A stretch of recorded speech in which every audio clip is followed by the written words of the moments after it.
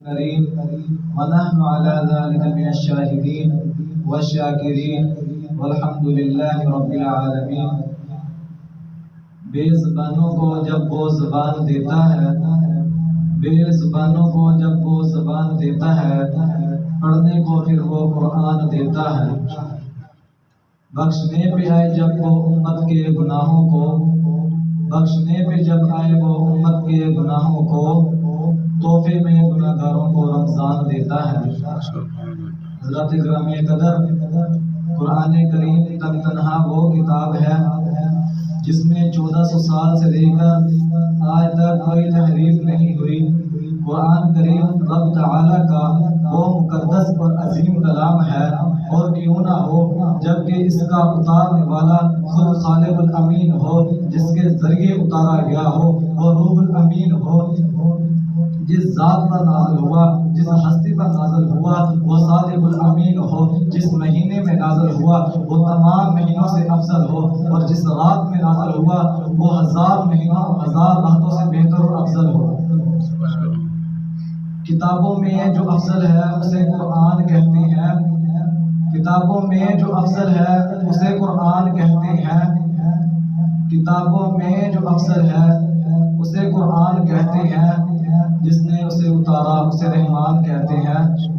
سجا لے اپنے سینے میں جو اس کے 30 پاروں کو، سجا لے جو اپنے سینے میں اس کے 30 پاروں کو، دنیا بھر میں حافظ قرآن کہتے ہیں۔ حضرات، ایک حدیث میں آتا ہے رسول اللہ صلی اللہ علیہ وسلم نے فرمایا، خیرکم من تعلم القرآن وعلمہ، دنیا میں بہترین شخص وہ ہے، بہترین مومن وہ ہے، بہترین بندہ وہ ہے جو خود علم سیکھتا ہے اور دوسروں کو سکھاتا ہے۔ من سلک طریقا یطلب فیہ العلم سہل اللہ لہ طریقا الی الجنہ، جو شخص دین کی خاطر علم سیکھنے کے لیے گھر سے نکلتا ہے،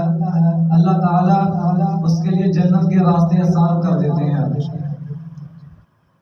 ایک حدیث میں آتا ہے رسول اللہ صلی اللہ علیہ وسلم نے اپنے پیارے صحابہ کو فرمایا، اے میرے صحابہ،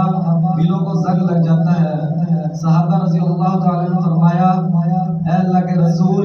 لوہے کو تو مانا زنگ لگ جاتا ہے، لیکن دل کو کیسے زنگ لگتا ہے اور دل کا زنگ اتارا کیسے جائے؟ تو رسول اللہ صلی اللہ علیہ وسلم نے فرمایا، کثرت ذکر الموت و تلاوت القرآن،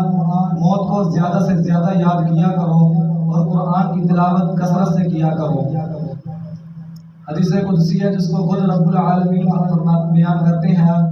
من شغلہ القرآن آتیتہ افضل مما اعطی السائلون، جو بندہ، جو شخص، جو مومن قرآن پڑھنے میں اپنے آپ کو مشغول کر دیتا ہے، اپنے آپ کو مصروف کر دیتا ہے، اس نے دعا تو نہیں مانگی، لیکن اللہ تعالیٰ دعا مانگنے والوں سے زیادہ سے بہتر عطا فرمائے گا۔